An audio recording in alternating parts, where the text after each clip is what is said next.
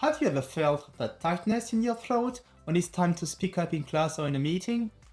Yeah, me too. And in this video, I'm sharing with you 5 tips that really helped me overcome my anxiety to speak up. So I did an MBA at HEC Paris, and while I was there, one of my biggest challenges was speaking up in class or during group meetings.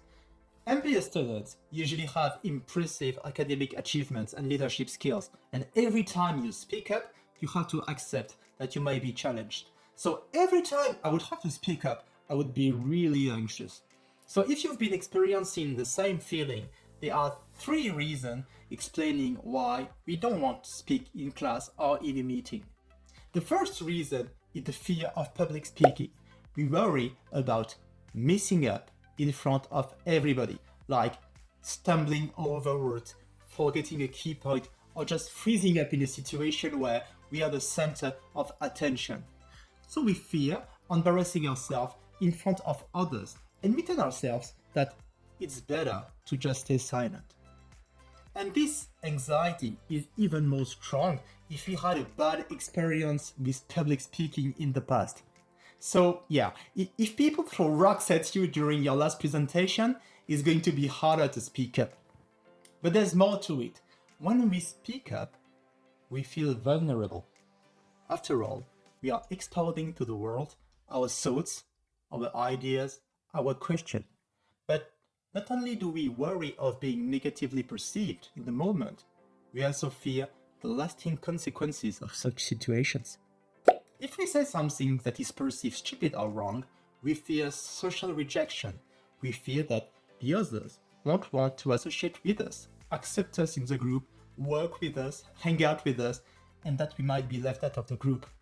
Third, we might hesitate to speak up because we fear of being exposed as an imposter, a fraud, or not as competent as we seem.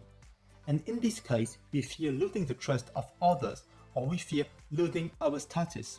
So, what can we do about it? What helped me a lot to get the confidence to speak up was trying to reframe my thinking. So first, I tried seeing speaking up as an opportunity. By not speaking up or asking a question or asking for clarification, I was doing myself a disservice. How can I improve if I don't learn and test what I understand? If we meet that chance, that opportunity, because we fear that others might think something about us, we might end up making the wrong assumption and making the wrong decisions later. And that's when we would truly make a fool of ourselves. So it's more about taking advantage of all opportunities.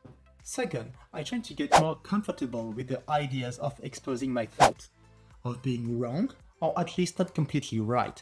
I try to keep in mind that I was there to learn, and speak up is good for me. It's more about adopting a growth mindset, a learning mindset. If I speak up, either I'm right or I learn. And this YouTube channel is a good example of adopting a learning mindset. I know that the first 20-30 videos might not be great, but if I can learn and get better every time at shooting videos, editing or storytelling, then maybe video number 31 will be good. So if you speak up, it will benefit you. But it's also a chance to contribute, share ideas, and build on each other's thoughts. I say something, it gives someone else an idea that inspires another person, and so on. It's like a domino effect, and this is how you move forward as a team. So other people can also benefit if we speak up. And this idea of being a team player, of saying something that helps the group as a whole to improve, really helped me not to be afraid to share my ideas. I know that it's easier said than done, but keep in mind that if you have a question, it's also likely others have the same questions. So if you speak up, you are helping others. Fourth, when we speak up, in the worst case scenarios, people might think that what we say is not interesting or they might not care at all.